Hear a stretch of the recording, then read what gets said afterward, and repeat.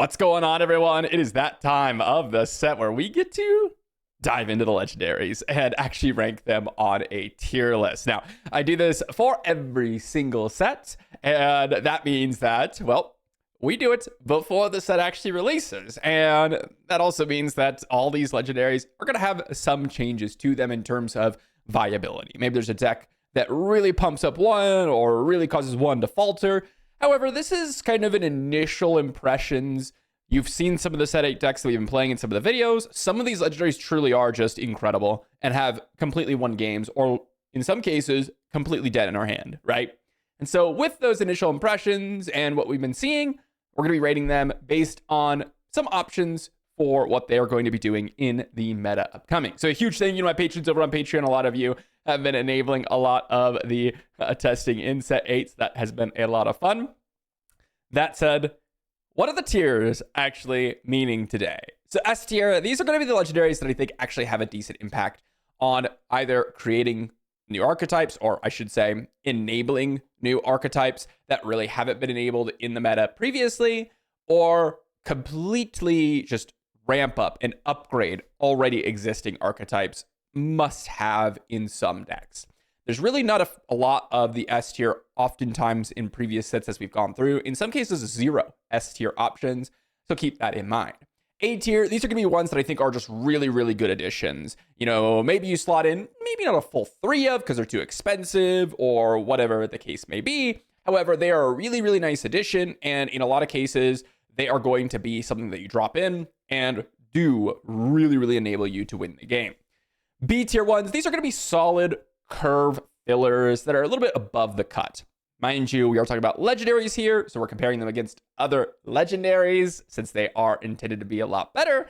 Yes, they're not going to be above the cut in terms of like compared to a common, they're going to be far above that. But these are going to be the ones that, yes, I'm going to slot in the deck. I'm going to be happy that they're there, and they're kind of just cohesive to the game plan, or something that enables a game plan that's going to be really good. Just something that you kind of really want in your deck at most cases. But it's not going to be like, oh, I draw this and I'm going to win the game because of it. But it is something like, oh, yeah, I probably have to deal with that as an opponent. Or, yeah, that's probably what I want to be playing on turn 2 or turn 3. C tier ones, these are going to be the very, very niche ones. Yes, they might be very, very powerful, but they're really inconsistent, or maybe they just haven't really found an amazing place right now because they're a little bit too specific. These are sometimes the most difficult to evaluate, the C tier options, as in a lot of cases, there might be a deck that pops up that we haven't really seen yet that can enable this card. But because it's such a specific use case, we really have to fine tune it. And that's where the kind of time in the set might enable some of these. But at first glance, they are really, really inconsistent, or just haven't found the shell that really works for them.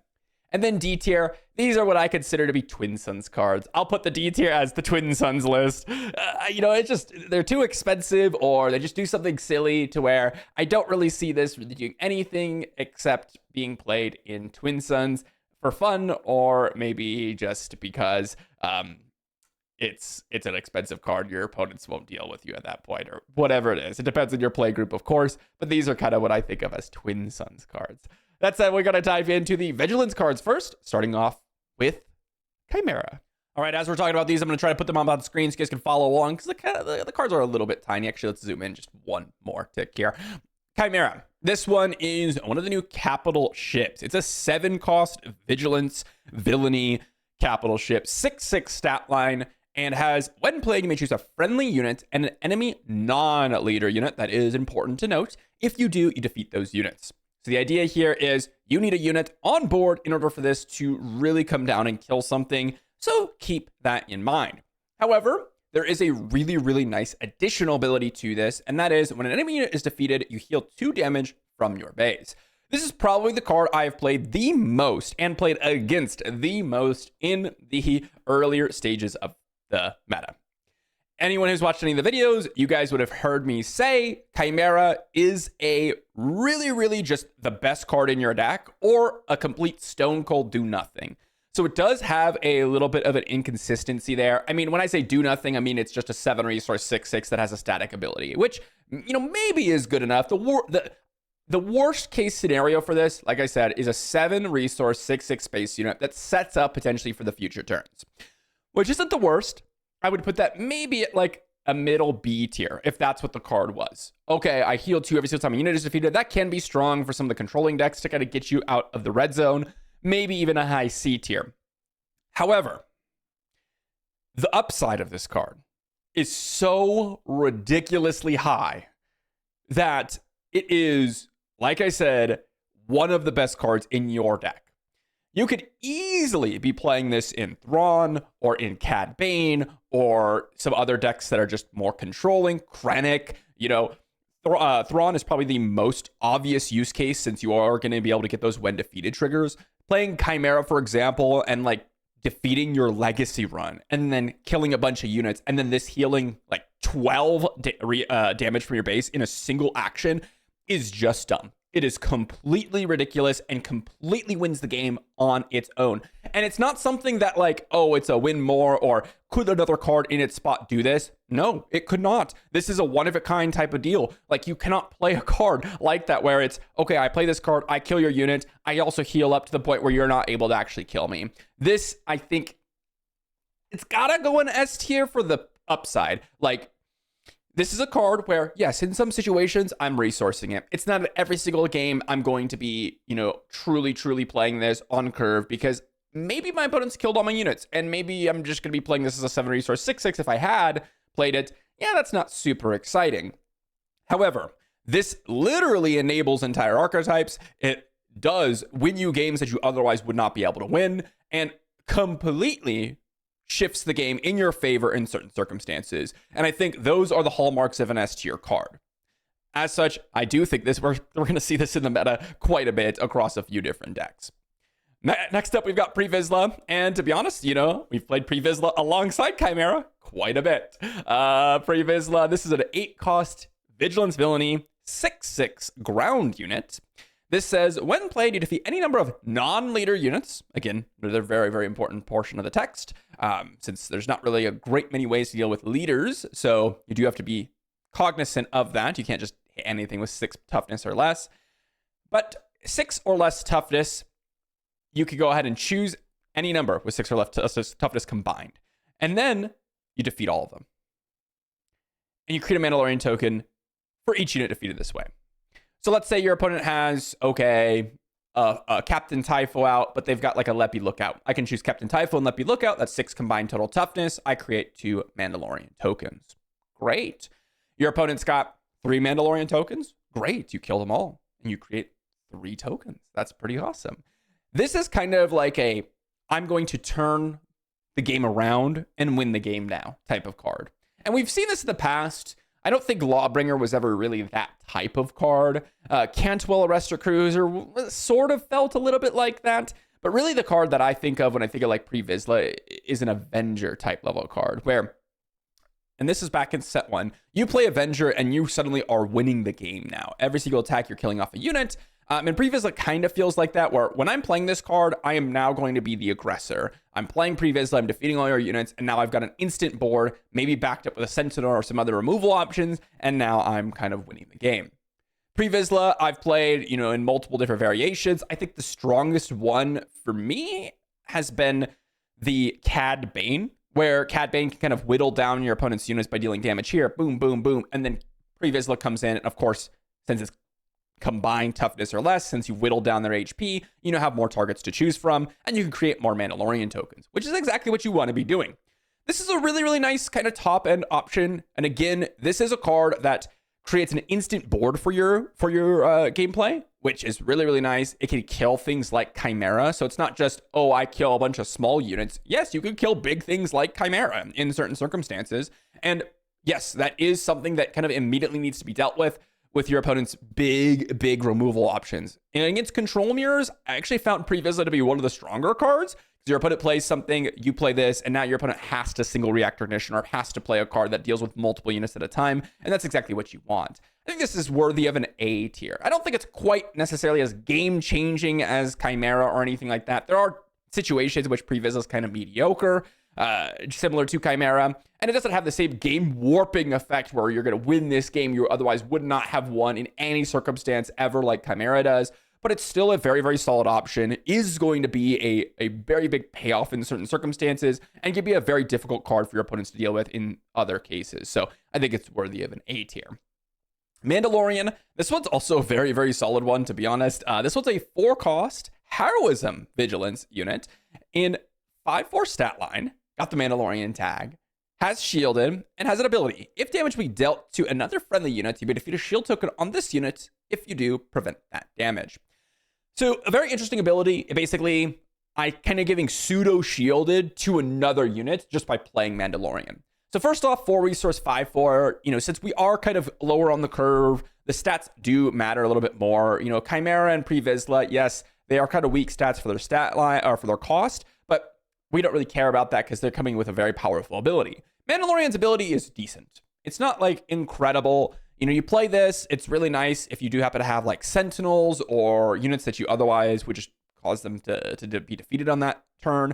It's also especially solid because it also comes with shielded in of itself. So, okay, maybe I play another unit and your opponent doesn't really want to attack that unit because they want to deal with your bigger unit, but then Mandalorian himself has shielded, so they can't really do that because 5 power will probably kill their unit. So it's kind of just an annoying unit to deal with. It always causes some disruption to your opponent, but it's not necessarily like the best card in the world or anything like that.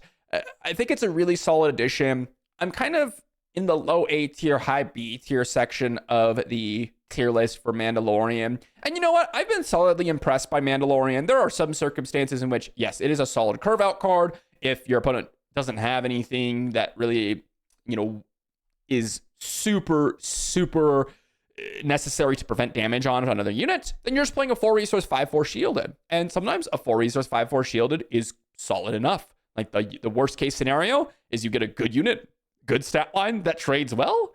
Okay, I'm in for that. And then in other cases, it will absolutely change your opponent's attack because they can't now attack into the Sentinel, or they can't kill your leader because now it just gets soaked up by Mandalorian.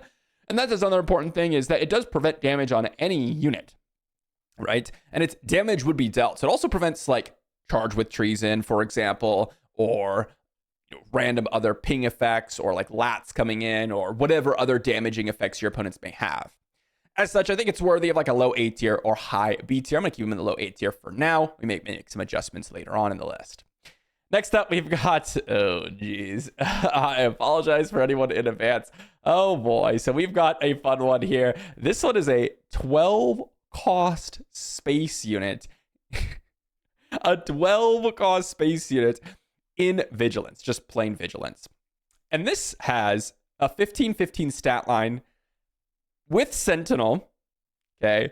And on attack, you defeat all other space units. Suma Verminoth is the name.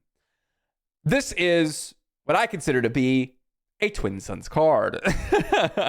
We're going to put it in the D tier. I have played around with this card. I have tried out.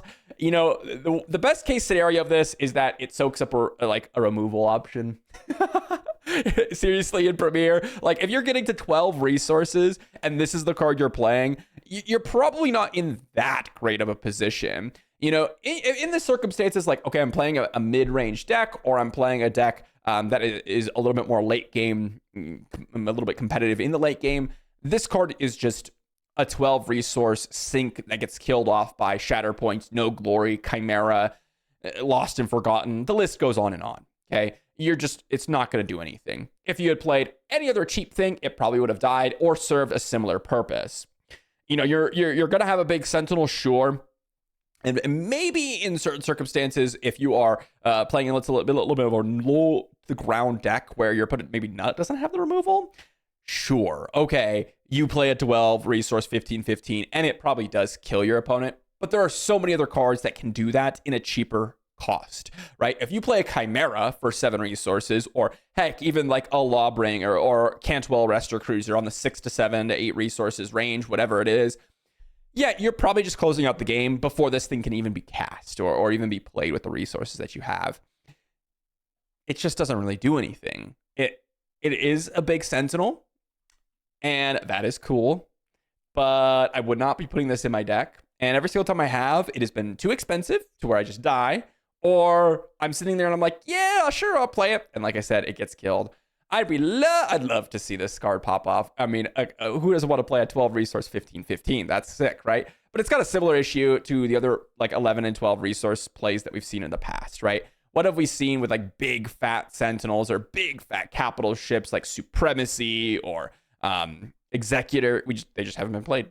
Have not been played. And the things that those have an advantage compared to Suma Verminoth is they were capital ships, so you could even get a resource cost reduction in Piet. This doesn't even offer you that. I suppose it's a creature, so you could play it in Cunning and give it a shield token. Okay, now we're gaming, right? Now we're gaming. Yeah, this is like a Twin Suns card. On attack of defeating all other space units. Maybe you play this, maybe you attack it with it. Your opponents are like, dang, that's a broken card. I don't know. Let me know if there's anyone in the comment section that's actually played this and made someone rage quit. That's what I want to hear. That's what I want to hear. Lastly, in the Vigilance category, we got Arcana Star Map. This is a 1-cost upgrade in Vigilance. It has attached unit gains. If you would search a number of cards from your deck, search twice that number of cards instead, and it gives +0/+3. So upgrade 1 cost +0/+3. It is a unique upgrade, so you can't stack them. +0/+3 is a good amount of toughness. So I'm not too fussed about that. You know, it's an average upgrade in terms of just the stats in of itself. Would I play this in certain decks? Potentially, like I'm thinking Armorer or like Lamassu. You know, maybe you're just playing this for the stats, and then in the cases where you do search, you get a little bit of value. But the card that I think really pairs well with this is actually another legendary that we'll talk about in a little bit, and cards of that irk, where it's, okay, I really am building a deck around searching a certain amount of cards, and this doubles that up to where I can actually get a little bit of value from this. Of course, the decks that I've tried this so far in are like Jin Urso. I've played it with like the Plot Palpatine leader, so you can go ahead and look for those plot cards a little bit better. And the effect of this has been, sure, I play this, but it doesn't really change the game. Like, yes, maybe I get to search a few more cards. Yes, maybe I get to pick something a little bit better than I otherwise would have. But even just using the action that I was already using was already good enough. I didn't need to play a unit, play this on the unit, and then do the thing. It doesn't really make up for, okay, the 1 resource and card and upgrade I played on a unit that oftentimes just gets killed anyways. Because although it gives you extra toughness, it doesn't give you extra power. And that is kind of a big downside in terms of trying to stay alive in the combat sense. If your opponent has a removal option, yeah, this thing just goes straight to the bin. You know, there are some situations, though, like I said, with another legendary that we'll talk about in just a little bit later on, that I think has some applications for it. But this is one of those cards that I do believe end up in C tier, where, yes, it does have some specific synergies, but the niche is so small. And if you are playing this just as an upgrade, you're really not getting any advantage from this. It is just a 0/0/3, and that is not good enough to be played in any deck for the most part. So you really got to get advantage out of the searching extra cards, and there really just isn't a whole lot of decks that want to use this. Another consideration is, like, if you are playing this in Jin, for example, which is one of the decks that I've tried it in, that's a card out of your hand just to look for more cards. That deck doesn't want to have cheap effects that cause cards to leave your hand. You want as many cards in your hand for Rebellious Hammerhead, Aggressive Negotiations. Same thing with like Mandalorian, styles of deck like that. You want a lot of cards. So even though, Jin might be a deck that could utilize this, it's not really fitting its theme alongside the rest of the cards. So just something kind of think about there. But there's a niche strategy with the other legendary that we'll talk about a little bit later on, because I don't want to spoil it yet. Let's move on to Command. Starting us off in Command, we've got Gallius. I always think it's Gallus, but it's Gallius Rax. Gallius Rax. This one is a 6-cost Command villainy unit. It's got a 4/7 stat line. So 6 costs for 4/7. Okay, not that great. What are we getting? Other friendly units with 2 or more keywords get +2/+2. Interesting. Where are you going to fit this guy? Because 2 keywords is a lot, right? So there are 3 decks that I've tried this in so far, and I haven't really seen anyone else truly experiment with this, with the exception of one of these. The first and most obvious one is Sloan, the new leader, that when you use the action, you give all ground units or space units Sentinel and Overwhelm. And this has other friendly units, so it's not a symmetrical effect. like Sloan is. Sloan is a symmetrical effect on the action side, but on the leader side, you do get that friendly units as well. And the idea here is, okay, I deploy Sloan and I deploy Gallius Rex, and then this just gives all my units +2/+2. All friendly units, other than himself, of course, +2/+2. That's a pretty strong effect, and can just brick wall opponents. Like if your opponent's playing a deck that is trying to go to the ground arena and trying to do its thing, yeah, you're gonna struggle quite a bit against the Gallius Rex Sentinel Overwhelm game plan. Now, keep in mind that with Sloan, you do find yourself in a position where Gallius Rex himself, I keep saying Rax gains Sentinel. So your opponents can target him. So it's not like a completely unstoppable game plan, which puts points against Gallius Rex. But I'd say for the most part, if you're playing its aggressive strategy without like Rebellious Hammerhead or cards like Zeb that come down and kill something immediately, it's going to be really, really tough for your opponent to actually win the game after that point. The other two decks that I've tried him in is Moff Gideon. So Moff Gideon with all the keyworded Imperial units, Imperial Armored Commando as an example, but also just Moff Gideon himself. You can put a bunch of keywords on him, and then that's pretty cool to pump up your leader. To be honest, though, there's not really that big of a payoff with Gallius Rax in that deck, since there's not enough cards with 2 or more keywords. The other one, though, is Morgan Elspeth, the old set 5, I believe, leader with the keyword, attack with a unit. I get to play something with a keyword cheaper. There's been a lot of decks that I've tried with Morgan Elspeth at this point because there's so many shielded units that you can kind of just curve out with pure shielded units, and that's really obnoxious. Imperial Armored Commando and Let Be Lookout, for example, are 2 options that you could go with that deck. I've typically been playing Vigilance Command, and those have 2 keywords, and Gallius Rax I've played as like a 1 of or 2 of in that deck, and it's been okay. It's been okay. Sloan has really been the deck for Gallius Rax so far, and I think I've got to keep him in the B tier. It's just one of those cards where, like, yeah, I'll put him in the deck as like a 1 or 2 of. In some circumstances, it's going to be kind of whatever, and in other circumstances, it's going to be strong. But it's one of those things where it's only really meant for Sloan. Your opponent can just immediately deal with it, and it does nothing. And then even in the case where you do deploy it, it's sometimes just a win more card. And that is also a component of it that I don't much like. Next up, we've got Ravager, a new capital ship. Speaking of big space units, like we were with the Suma Verminoth. This one is a 9-cost command villainy card, and this has an 8/10 stat line.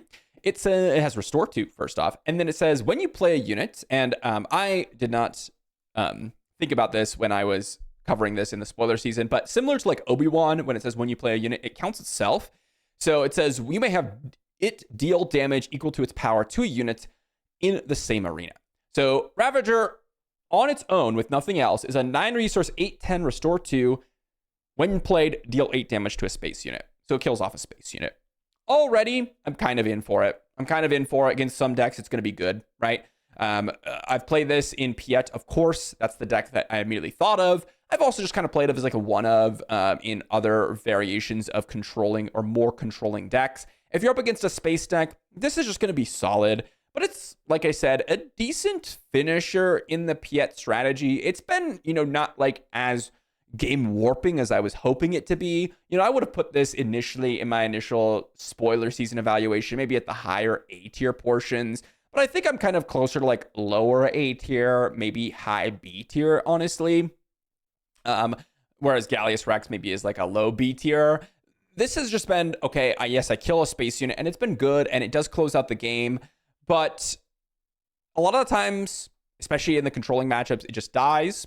And then you are really kind of priced into playing a few ground units if you you don't have to, but if your opponent's like a very ground-based strategy, this is just an 8/10 in space, and it doesn't do anything else. And that can be a little bit weak. So it really does depend on what deck your opponent's running.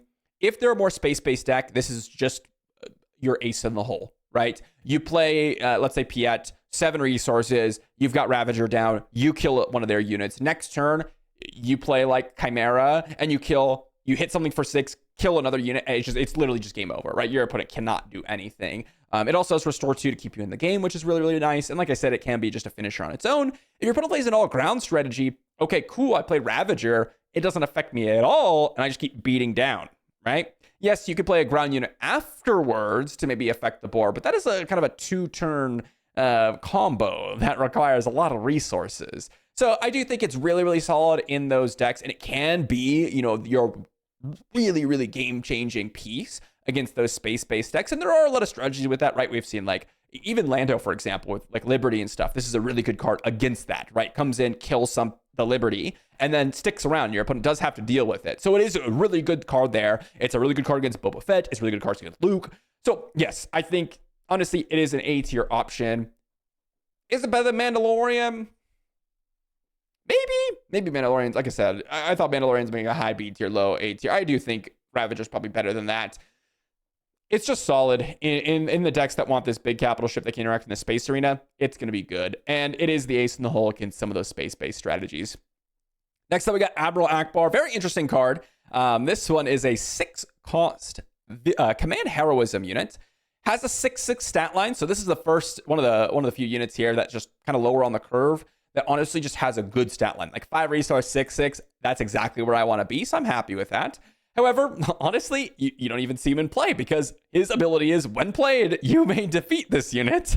And if you do, you search the top 10 cards for your deck for any number of space units with combined costs of 5 or less and play each of them for free. So in theory, okay, you can play Admiral Akbar and get 5 space units out on the board. In theory, you could get 3 space units on the board, like a 3-drop and a 1-drop and a 1-drop, or 2 2-drops and a 1-drop. You could get 2 space units, a 3-drop and a 2-drop. It's kind of like that Ewing reinforcements type effect where you get to search a bunch of cards, pick up some cards, and play them on the battlefield. I'll say, if this said any unit, not just space units, I would put it probably in A tier.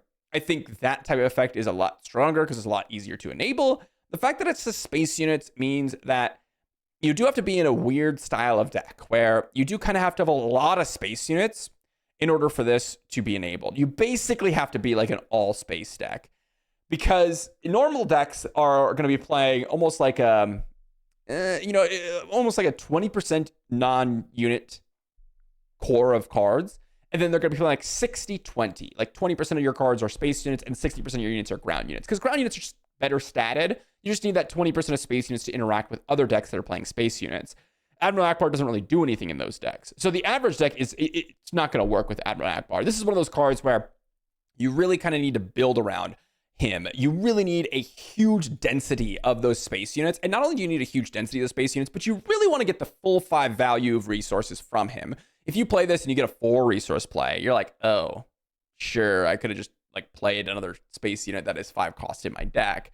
If you get like a 3-drop and a 2-drop, that's great. If you get a 4-drop and you reveal another 2-drop in that, that's not really what I want.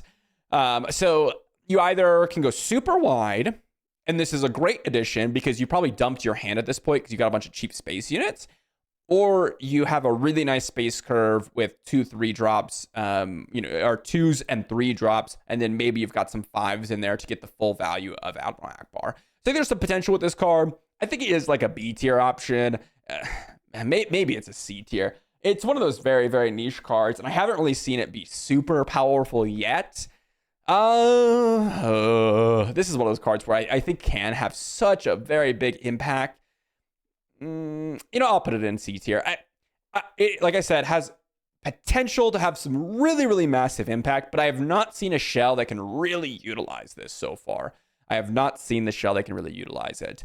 I've tried in various different options. Like Ahsoka was one where I can play like a bunch of space units and then power them up and then play Ahsoka and then power them out and support style game plan, which is kind of cool. I've played like a Cunning version with Admiral Akbar where you can play a couple of the new space units with support. That could be kind of interesting. But again, those are like 4-drop space units. So is that really what I want to be doing? So there are some options with Admiral Akbar, and I'm excited what people come up with. It is going to be difficult to take true full advantage of this card and for it to be amazing. But I'm excited to see what people come up with. Next up, we've got Luke Skywalker.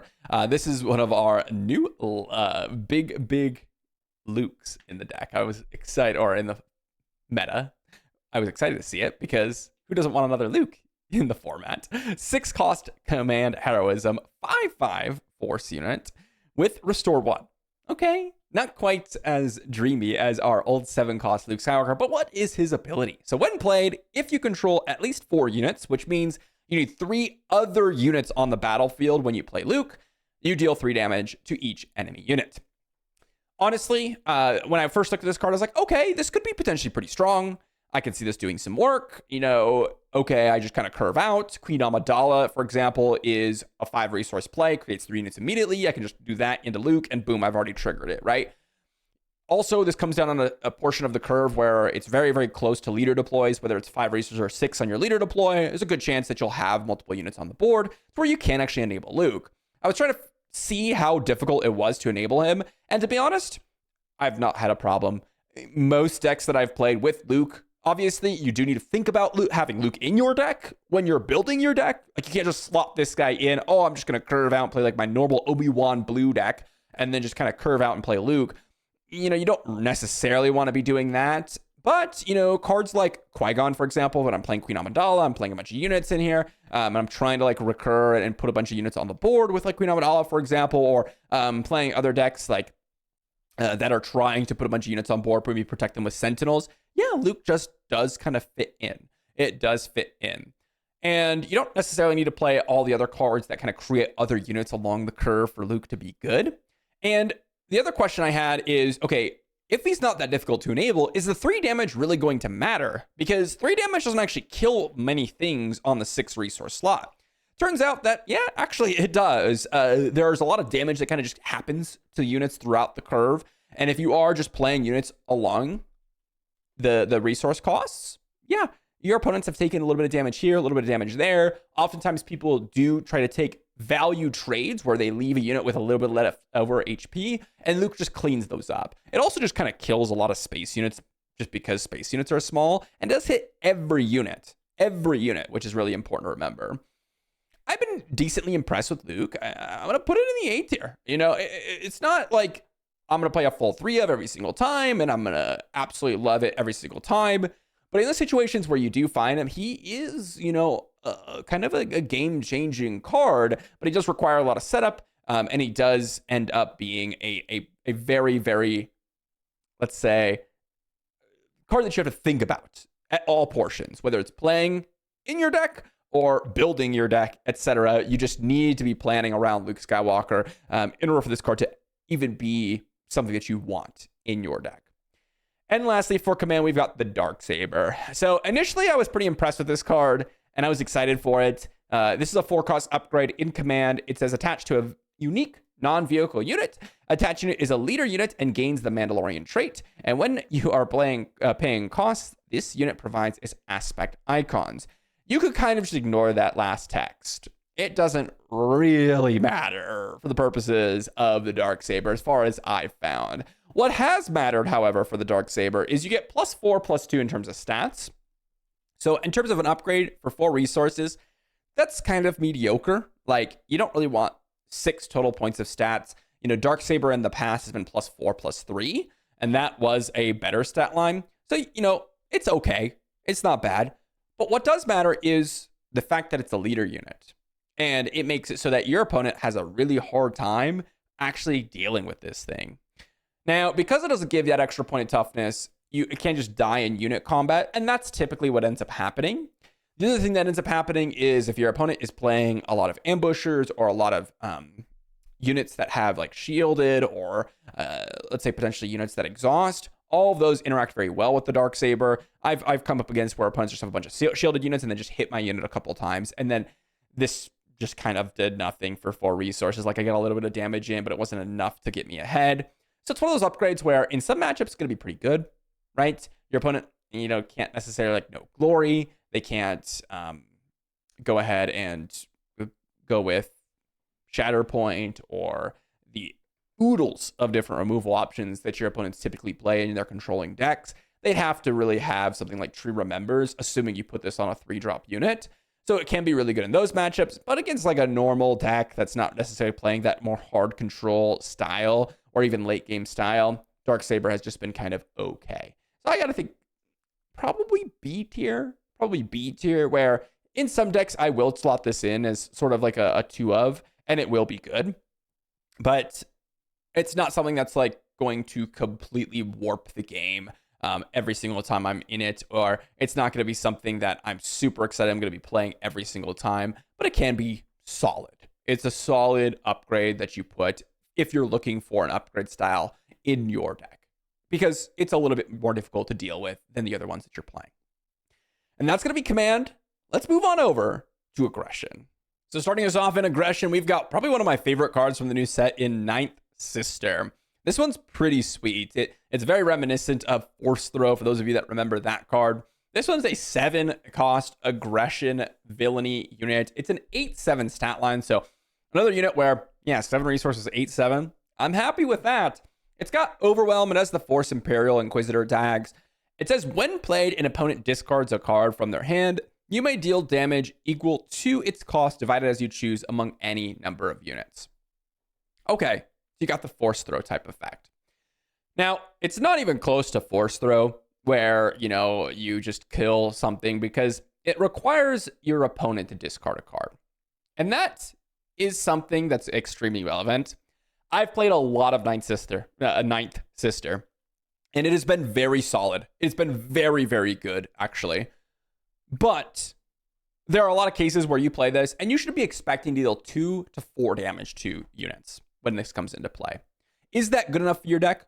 A lot of the times, yes. It's a really, really nice mid-range grind card where, yes, I play this, and your opponent does have to deal with the body. Okay, it does have to deal with the body. But then you also make your opponent discard, so it's already a 2-for-1, right? You've already discarded one of their cards, and you've already gotten a big body out of it. And then in a lot of cases, it could be a 3-for-1, where, okay, I've finished off one of their units, or I've killed off one of their units with this. And that is just enough for those, like I said, mid-range style of games where you're kind of grinding out your opponent. Or even the more controlling games where you're late on in the game and the cards in your hand do truly matter, and you're kind of battling back and forth, back and forth, back and forth. And a card like this does put that edge in your favor, because your opponent plays a unit, they kill your unit. You play this, you make them discard, you kill their unit, and they have to kill your unit again now. That's a pretty game-swinging action to take.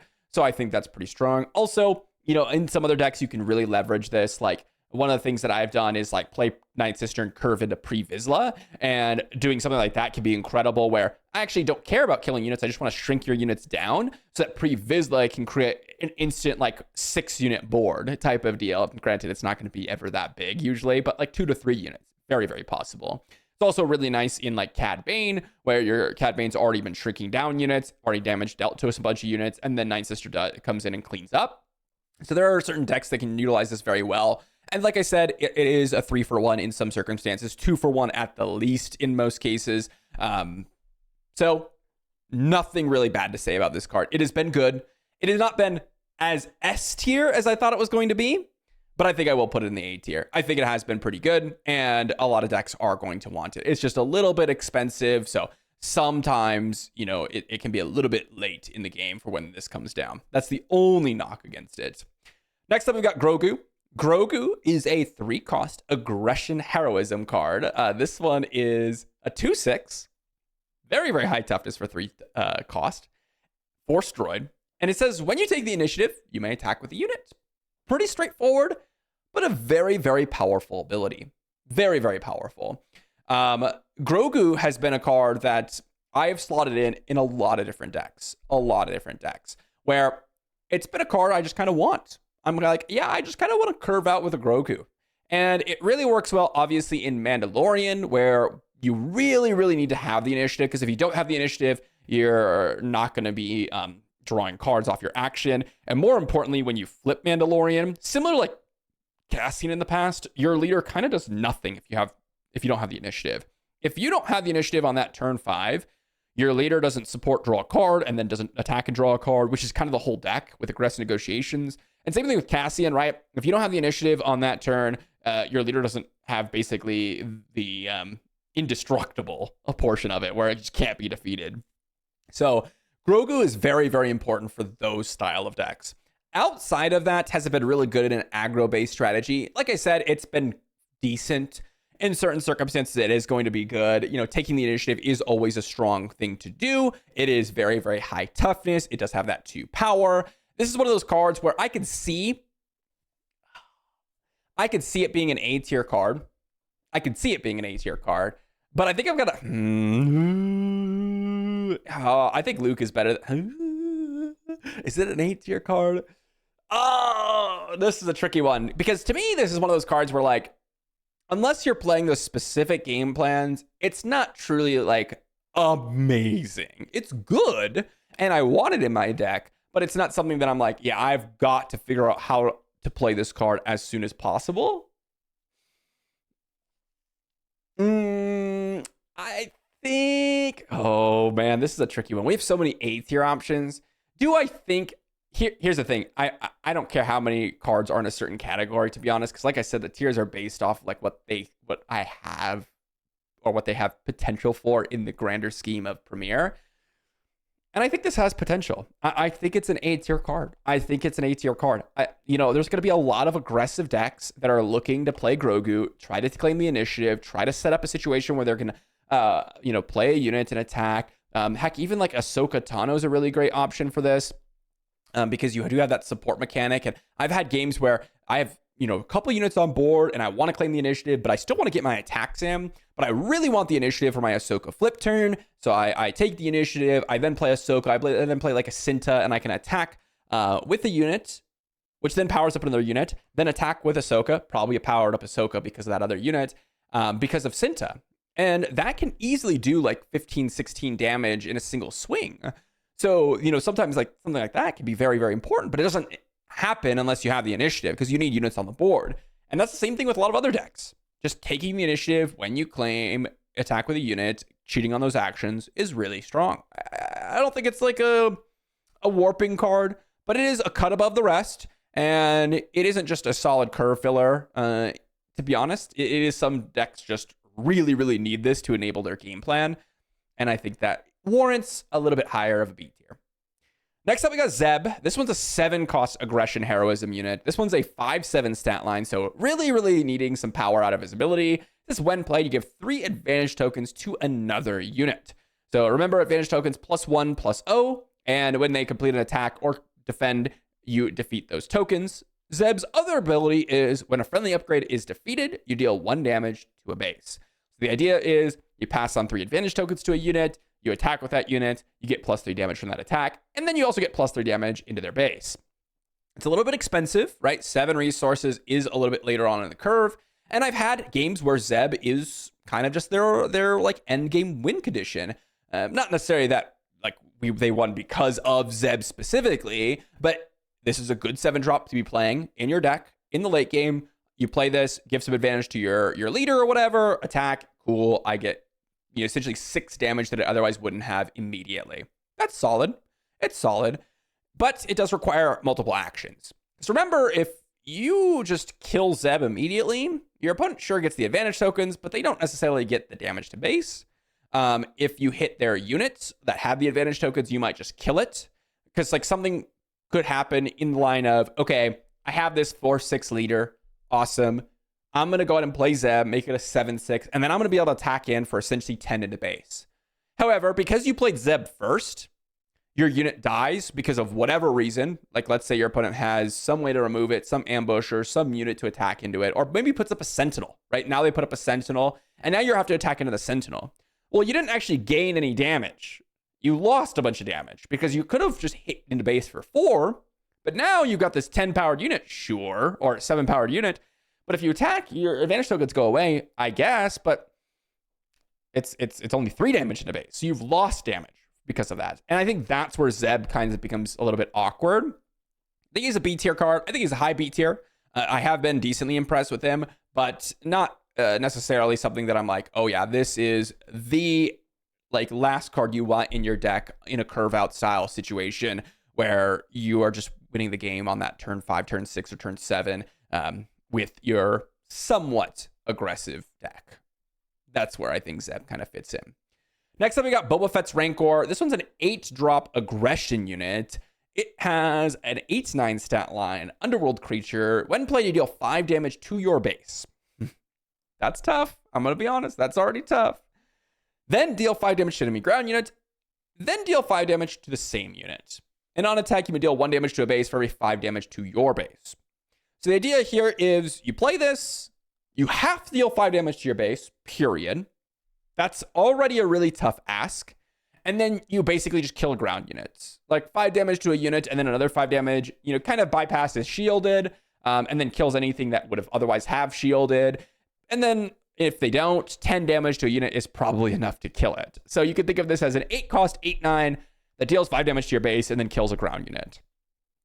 On attack, you could maybe say that it attacks as like a 13 powered unit. It's kind of at the minimum. This is one damage to your enemy for each 5 damage on your base. When you play this to deal 5 damage to your base, you're probably on like 20 to 25 damage. So yeah, it ends the game very quickly. But when you play an 8-drop in these decks, you probably don't need to be ending the game extremely quickly. You probably still need to stay alive. Like 8-drops aren't really played in a lot of other decks outside of the more slower controlling styles. And in those decks, putting this in your deck is a very big liability. I mean, playing the card, I should say, is a liability. It's just not going to be a card that you're oftentimes going to want to play in those matchups. In certain circumstances, yes, playing this, killing a ground unit is going to be good. And yes, attacking in for a lot of damage can be good in certain matchups. Like, okay, I play this, I kill your ground unit, and I don't care about damage to base. So now I've just played like an 8/9 that maybe deals 2 extra damage on attacks. It's like a 10/9. Sure, that's okay. But have we seen like 8 resource 10/10s come into play and be played? Not often. And there are some circumstances that if you are in a situation where damage on your base doesn't matter, well, is that a situation where you're actually going to be able to kill a ground unit? Probably not.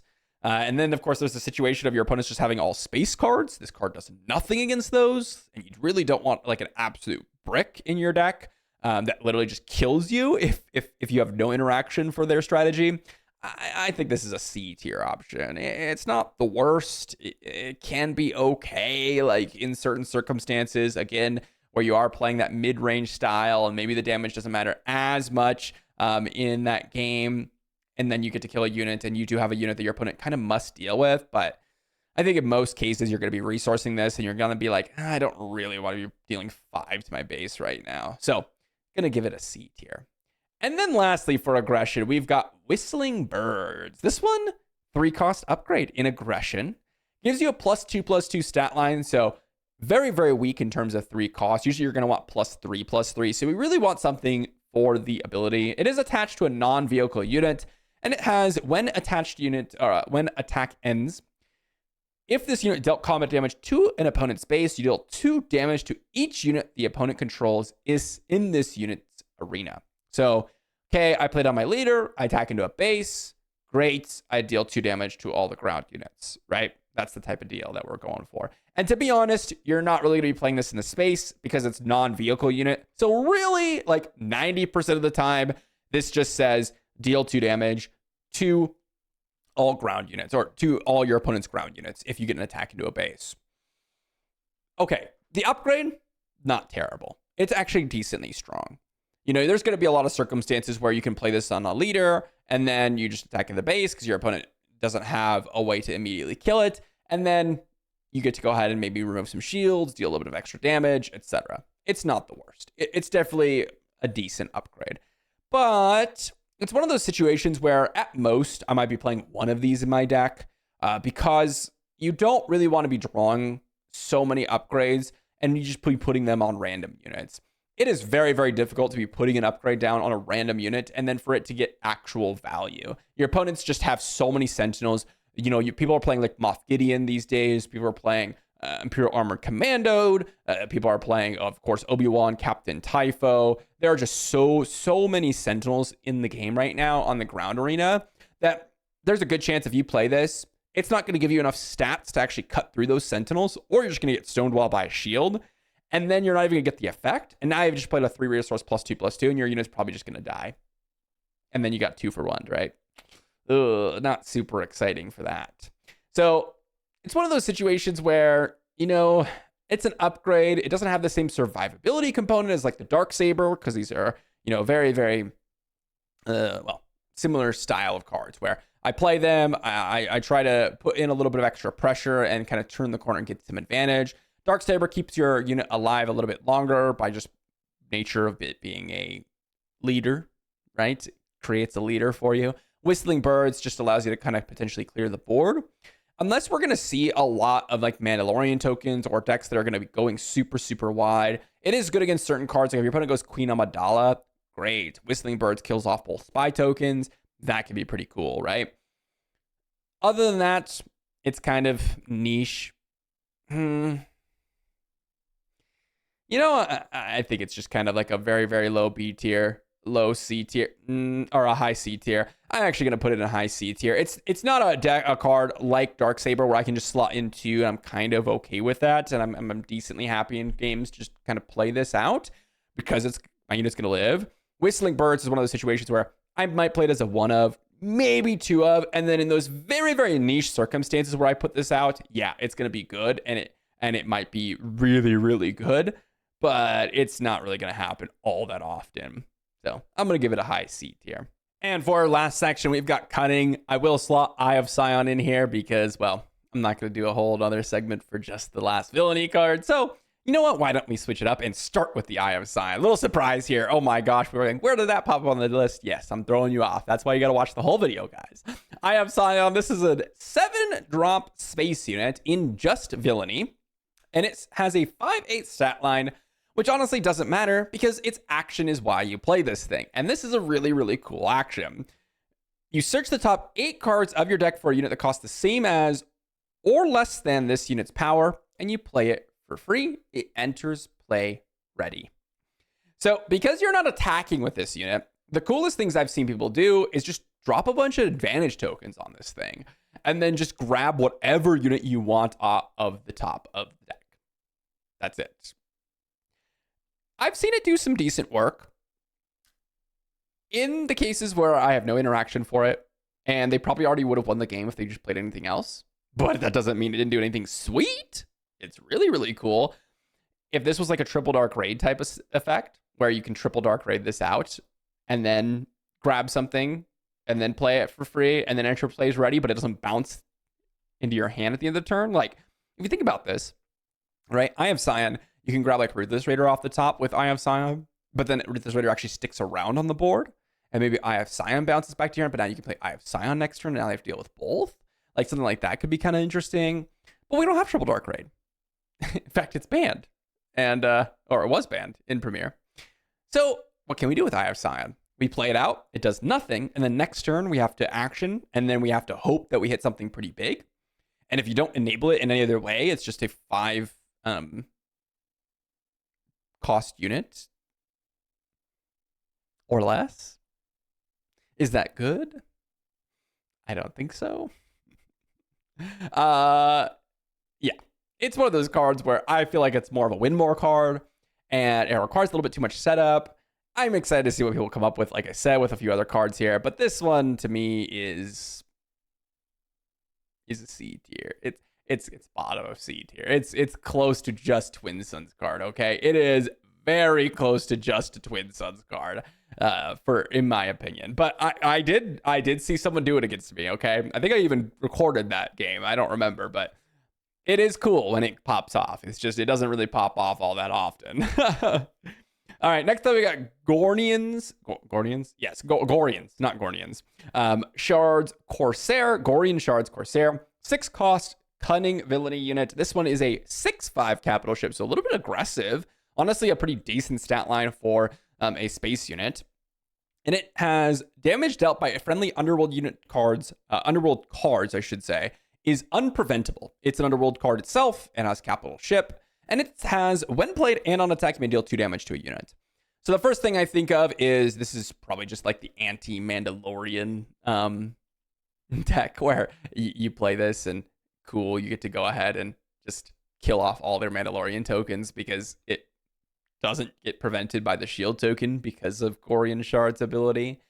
On another note, this is a 6/5 capital ship that comes in, deals 2 damage to something. Is that good enough? It's kind of okay. It's not bad. Like, I have played this. One of the decks I've played in is like Piet Yellow. Tried to play some Piet Yellow, played Gorian Shards Corsair, maybe a couple more Underworld units, and just play this as kind of a value capital ship. Like, okay, I can play this for 5 resources on that Piet flip, which isn't bad, right? So there is some decent components to this.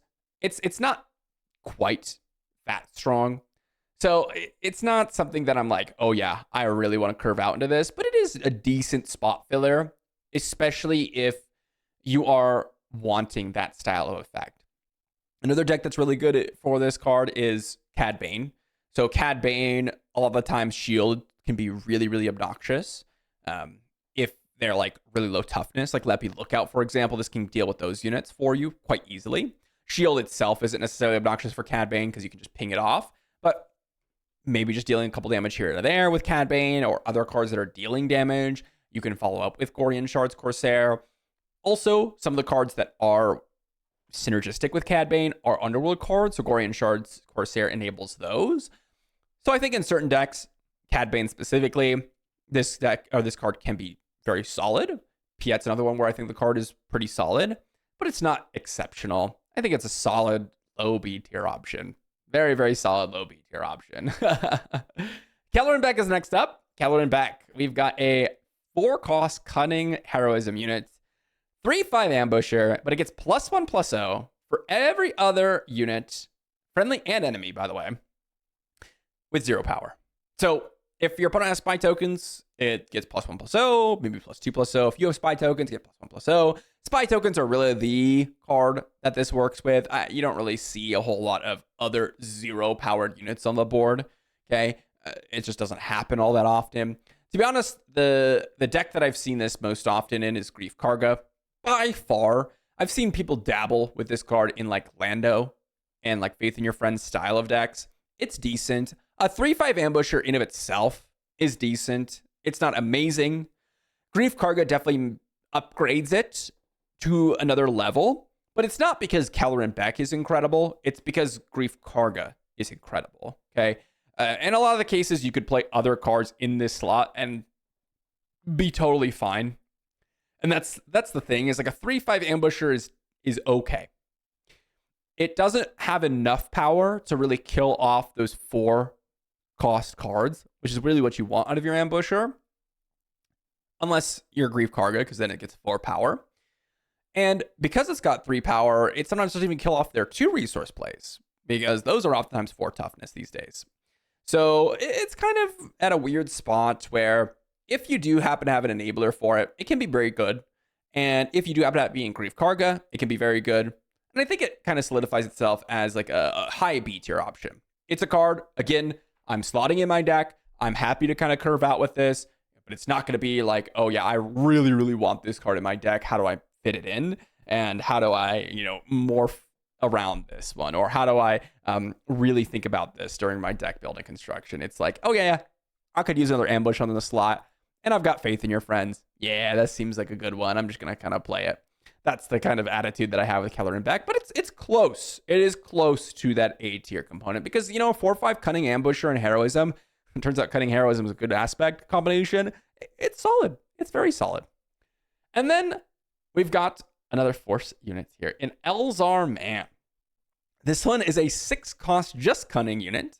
It's got a 3/7 stat line. And it says, while you control Force Leader, this unit enters play ready.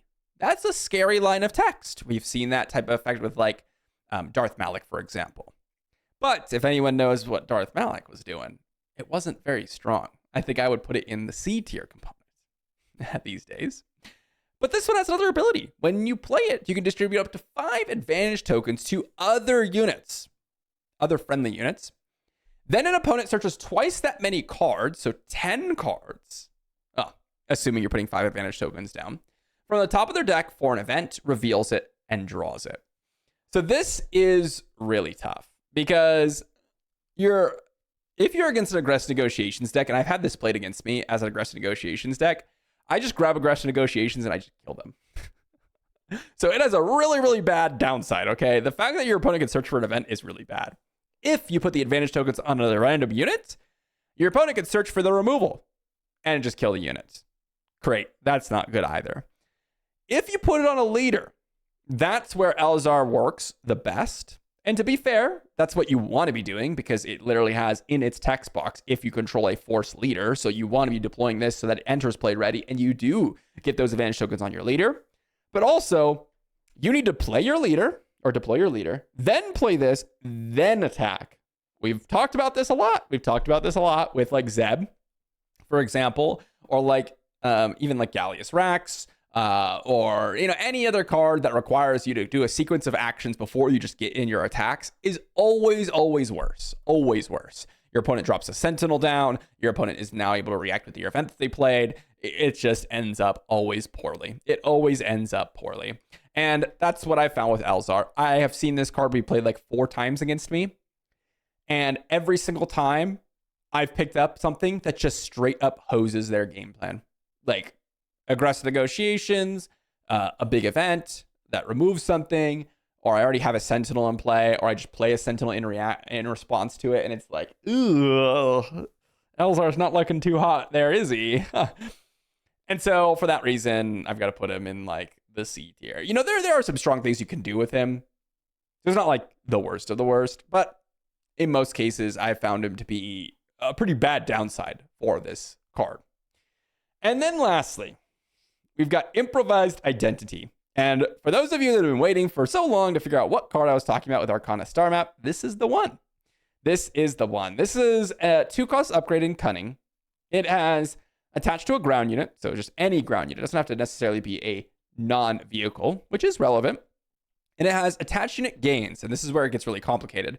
So there's the top 3 cards of your deck for a ground unit and discard it. Then you may attack with this unit. For this attack, this unit gains the discarded unit's abilities. Use this ability only once each round. So you can kind of gain, whether it's the static ability, whether it's a when defeated ability, whether it's an on attack trigger. I think on attack probably is the most useful for Improvised Identity, or whatever it is that you're looking for. Okay. Arcana Star Map. Yes, you can search the top 6 cards of your deck. And that is kind of cool. I've played like a armor yellow with Arcana Star Map and Improvised Identity. The problem is that you do need to pick up some ground units that are really, really powerful. There aren't like a crazy amount of them that I really love the on attack triggers for that really make the Improvised Identity like truly, truly worth playing. Like truly worth playing. I think that's the trickiest part. Because when I'm thinking of Improvised Identity, like you're playing a 2-cost upgrade, which isn't like a huge resource sink, but you're playing a 2-cost upgrade that you absolutely need to find some sort of ability that not only makes up for that, but also makes up for all the actions that you're taking. Because you've played kind of a 2-cost do nothing type of effect. You get +0, +3 in terms of stats, but what are you grabbing? Okay, you're in Cunning. Again, Cunning Armor is like the only place I've seen this, or I've tried playing this. If you're in that style of deck, you're in Vigilance, Command, Cunning, right? So what can you play? You could play like Razorcraft. Not even Razorcraft. That's a space unit. Oh my gosh. Maybe like Chio to go ahead and get the on attack trigger. Han Solo, get an experience token there. You could start like splashing certain cards like Boss, give -1/-1, +1/+1 to something as you're attacking.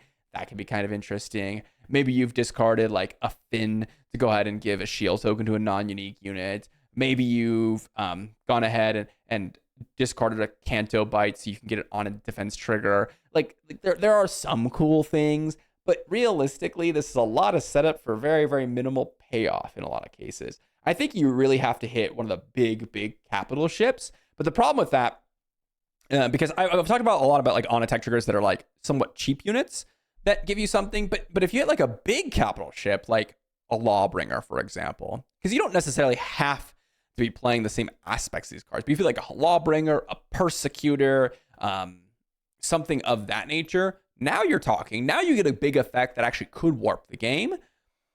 However, you're playing a bunch of bricks in your deck, and you need to play kind of a lot of bricks because top 3 cards is very, very small amount. So that's what I don't like about it. Any card that requires me to play cards that are bad in order for this card to be good makes me not want to play that deck in a lot of cases, unless I'm like a straight up combo deck. And that's not really a combo deck. Like, sure, if you grab a Lawbringer, it could do some really cool things. Like maybe you get the Lawbringer attack, You get to shrink down their unit, and you get to kill their unit, and you get to keep yours. That's not good enough in a lot of cases. Your opponent also, if you play Improvised Identity, can just kill that unit with an upgrade or with a removal. That's bad. I've tried it in like armor, like as putting it on the armor, I should say. And that's probably the strongest thing. So yes, I played it in armor. In general, I've said that. And I've played it on other units. It just dies oftentimes. But I've also just played it in armor on the armorer. And armor continues to put more upgrades on her and continues to attack. And it is kind of tough to deal with her. So that's probably the best case scenario. And then if you do get like Lawbringer triggers off of her or Persecutor triggers off of her or, you know, whatever else you wanted to be playing, that can be pretty strong. Because again, it gains all of their abilities. Okay. So like you could like discard Ravager and start playing ground units and start triggering it. There's so many different options for abilities that could be good enough. It's just a matter of how many do you need to play for this to work? And if you are playing that many, how bad is your deck and inconsistency going to be because of this card? Does that mean we can't do sweet things? Absolutely not. This is probably the coolest card in this entire list for what the potential could be. However, it is so inconsistent and so janky, it's got to go into C tier, guys. It just has to. It has to. But I'm not going to put it below Arcana Star Map. I can't do that. Can't do that. So that's the list I've got for you guys. Let's talk about the final thoughts on this one. So the first thing you'll notice is that, honestly, this list has quite a few higher tier cards. I think the power level of this set has actually been pretty strong. I remember doing some legendary tier lists in the past, and a lot of the cards just end up in the B tier, C tier category because there's a lot of like do nothings or like weird, just like what the heck is this card doing type of legendaries. Legendaries tend to be that way, where rares oftentimes are a little bit more stable and consistent, and uncommons, same thing, because they're not trying to do something really weird, right? Legendaries tend to have that component where like, we're going to do something really weird because this is a legendary card. A perfect example of this is like Elzar, Improvised Identity, Arcana Star Map, Eye of Sion, Summa. All those are weird cards.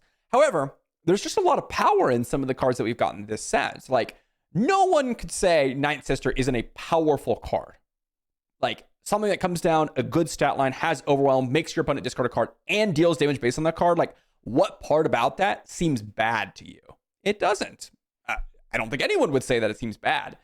Same with Ravager. Comes in, kills a space unit, is an 8/10. That seems good, right? Grogu, pretty solid stat line, allows you to claim the initiative, be a little action efficient. Like, none of these cards are something that is weird. It's just very strong, very powerful, and disruptive, and potentially kind of essential to the game plan. And a lot of times, you don't even necessarily need to build around them. Like, one of the things with a lot of legendaries in the past, like, okay, this is like the card I'm building around, and I really need this, game plan to be enacted for me to really, really have a good time in this game. But none of these cards feel that way. Luke is probably the closest, I'd say, because you do really need to set up some units for it. But like, you can just play Ravager, kill a unit. You can play Ninth Sister, make them discard a card. You can play Pre-Vizsla and just kill off a bunch of stuff. You can play Mandalorian, disrupt their attacks, and you can play Grogu to take the initiative more. The Chimera is, I think, the only S tier, in my opinion. Out of any of the cards I've played on this list, the ones that have had the most game warping effects have been Chimera and Luke Skywalker. Those are the two that have been the most game warping. Chimera comes in, I'm at like 27 damage on base. I play this thing, I heal like 14 because of the unit I defeated, and I've killed off another unit. That's absurd. Or maybe I just kill off a unit and then I set up a series of plays where I continue to kill off units and I just keep staying alive because the two heal. Yeah, it's absurd. That has the most game warping effect. Luke as well. I know it's kind of in the middle of the A tier here, but there are some games where your opponent's trying to take all these value trades and this cleans up the whole deck or the whole board. That's incredible. That is incredible. And it can do some amazing work because of that. There's a lot of 3 toughness units out there that are Sentinels, like Imperial Armored Commandos. There's like Darth Tyrannus out there, some space units. So it does have some good, I guess, damage stat line to go up against their stat lines. The cards in C tier, like I said, a lot of these are niche spots where, maybe there's going to be a deck for them, but they're the weird cards where, it's kind of a lot of setup. They're causing a lot of actions. Maybe there's a payoff there, but I'm not sure about it. The only one out of this list that I think could potentially be bumped up if there's a proper shell for it, is Admiral Akbar. Like, that's the one that I have the most hope for, I suppose. Suma, it's a 12 cost unit, guys. I don't know what to tell you. I think there's some arguments that you could put some of these A tier ones in S tier. Like, if you told me, Veiled, Pre-Vizsla has just been broken. Like, yeah, it's an S tier. I think that could totally be a suggestion. Same with Ninth Sister. Like I said, all the A tier options, maybe except for Grogu, because it hasn't been like that game changing. But the rest of them have been very strong. So I think in terms of all things considered for this set, we've got some very powerful cards. I do think that there's a lot of cards in set 8 that you want to be playing in your deck. And that's a good thing. That's a good thing. Because last time we've seen like a huge amount of cards be played, it was probably like Legends of the Force. Like when Legends of the Force came out, that was a big deal. And we have Galactics coming up just like Legends of the Force. So maybe we're going to see a huge swing of set 8 cards before that comes out. And we'll see where all these line up, right? It's going to be a crazy time. It's going to be a crazy time. Let me know what you guys think about all these legendaries in the comment section down below. If you think I rated one super low or way too high, I'm sure there's always some. A lot of you commented that the set 8 leader tier list was kind of basically what all of you thought as well, with some minor discrepancies. So maybe we'll be on the mark this time where everyone's in consensus and we don't incite some boiling rage in the comment section or anything like that. Although it can always be fun to hear what everyone's opinions are, right? Let me know what you think. Thanks for watching, and I'll see you all for the next one.